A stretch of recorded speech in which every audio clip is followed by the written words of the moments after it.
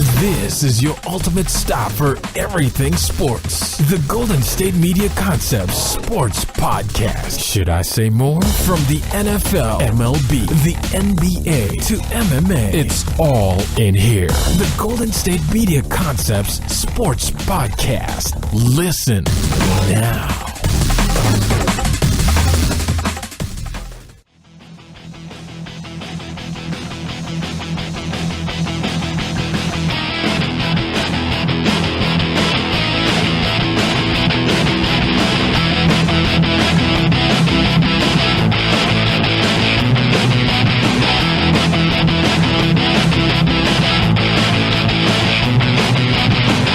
Alright, and welcome to the GSMC Sports Podcast. This episode is brought to you by the GSMC Podcast Network.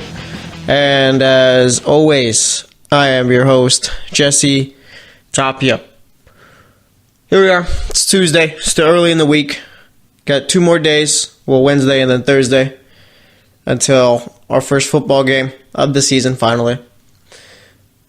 But the MLB is taking priority over that today.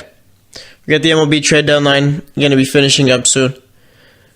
Got a bunch of teams making a bunch of different deals. Pirates getting Chris Archer. Dodgers, I believe, got Brian Dozier. Phillies added Wilson Ramos. The Red Sox recently traded for Ian Kinsler. So, a bunch of players going a whole bunch of different places. We'll be talking about that for the first segment, along with yesterday's scores and whatever else thoughts I have as far as the teams in the MLB go. Second segment, Stefon Diggs ended up getting an extension from the Vikings. I'll be giving my thoughts on that. Third segment, we will be heading over to the NBA, talking about anything going on over there.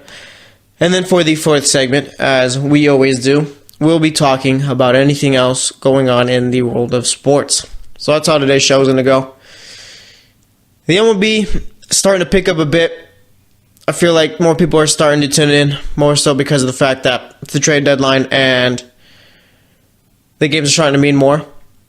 I mean, the first month of the season really doesn't mean much considering the fact that we still got, about 100 plus other games left to play. But now we're seeing which teams are going to be trying to contend and which teams aren't. Obviously, with the trade deadline, you got your buyers and sellers. Figured that maybe Bryce Harper or Max Scherzer would be on the move, given that the Nationals haven't really played well. They're currently a game under 500. Their GM was making it known that Bryce Harper was available, but those two stay put in Washington, and now it seems like the narrative out of there is that they're going to try and make the playoffs. Well, good luck. That's all I got to say about that.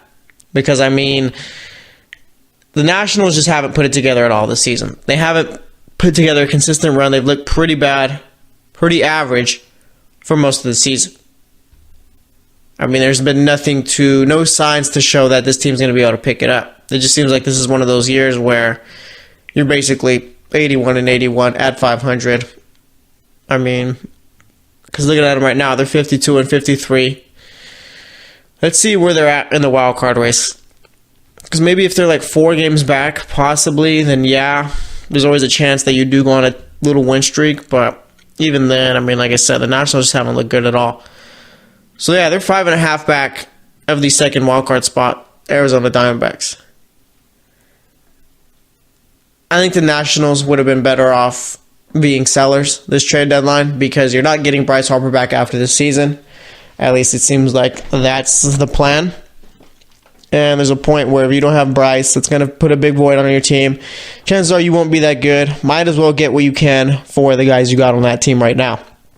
But they want to go. They want to go and try and win. So we'll see if that ends up working for them. I mean, imagine Bryce Harper or Max Scherzer getting moved at the deadline. Would have went to a team like the Yankees or some other big team like that. So it would have shifted everything as far as the races go and all that. I mean, adding Bryce Harper to the Yankees would have put him right back in it with the Red Sox. But didn't end up happening. Like I said, also the Pirates ended up getting Chris Archer. Gave up a bunch of prospects to get him, but either way, I like this move for the Pirates. Yeah, you gave up a lot, but you're only 3.5 back right now in the wild card spot. Pirates starting off from the All-Star break have been red hot. Haven't really, struggled at all. 7-3 in their last 10. And like I said, adding Chris Archer gives them another great arm, and it puts them even closer in that race. Dodgers keep adding power with Brian Dozier. I like it there. Added Machado too. Dodgers are really going for it again.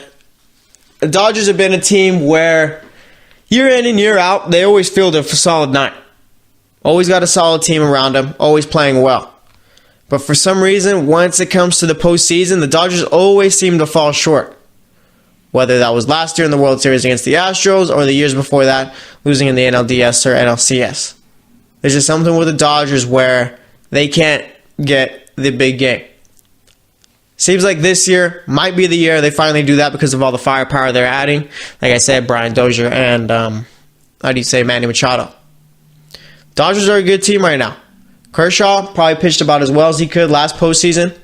That was a first considering the fact that Kershaw's always kind of struggled in the postseason. But either way, if there's a year for the Dodgers to do it, maybe it's this year. But you do have to count for the fact that there are 3 teams better than them in the AL right now.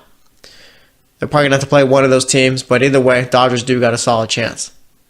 Like I said, speaking of those teams in the AL, the Red Sox, they traded for Kinsler the other day. He'll be in the lineup today against the Phillies. He'll be hitting 6th, I believe. So, nice little depth move for the Red Sox. Got plugging at second base. Looking like they were maybe going to trade for Adrian Beltre. That never happened. You got Rafael Devers on the DL, 10-day DL, I believe it is. So, obviously you wanted some depth there. But Red Sox pretty much moving forward with the guys they got right now. And why wouldn't you? They're currently, 75 and 33, I believe. Spitballing right there. 75 and 33, 6 games up on New York. They didn't really need to make too many moves. Some bullpen help would have helped. So yeah, some bullpen help would have been great. But maybe they were looking at a guy like Brad Ziegler. I believe he ended up in Arizona with the Diamondbacks. So that's a nice little bullpen move for them right there. But as far as the Red Sox go, I think they're fine. They've added Steve Pearce. He's been hitting well since he's gotten there. Like I said, Ian Kinsler.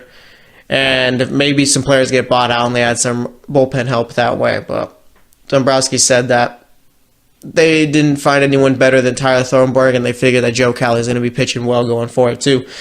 And sometimes this is Boston's problem, is they'll be a little too cautious at the deadline. It's either they go out and splash big or they're too cautious. Right here, I'm thinking maybe they're being a bit too cautious, but like I said, you have reason to, considering the fact that you're far and away the best team in baseball right now, considering their record.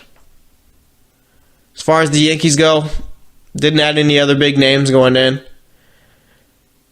The Yankees are basically just going to let it all play out. Wait for Judge to get back. Hope Gary Sanchez, when he gets back off the DL, is the player they saw last season. And if that ends up happening, Gary Sanchez ends up hitting and Aaron Judge comes back and is just fine.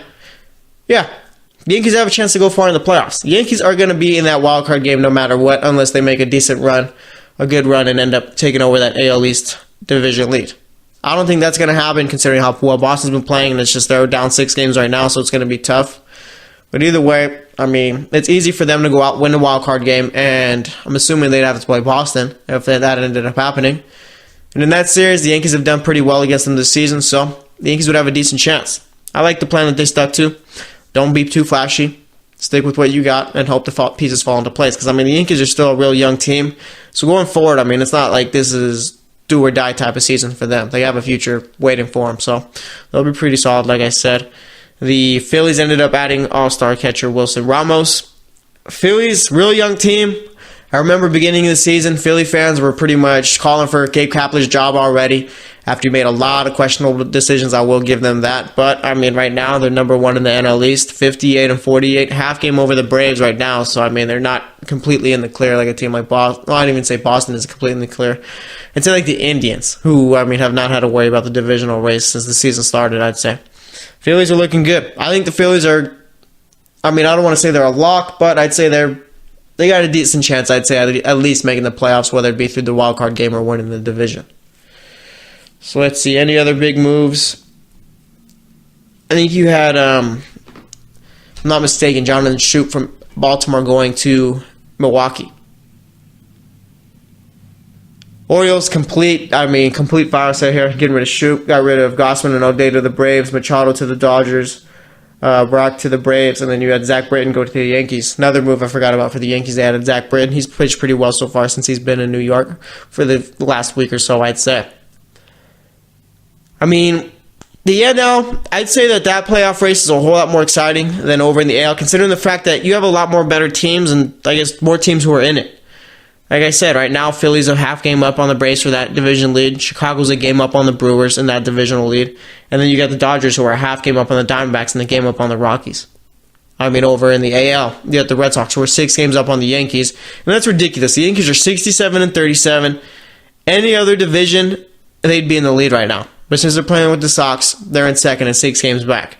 Indians are 9 games or 8 games up on the Twins. Astros are 3 up on the Mariners. So, not as close as you'd think there. But the wild card race,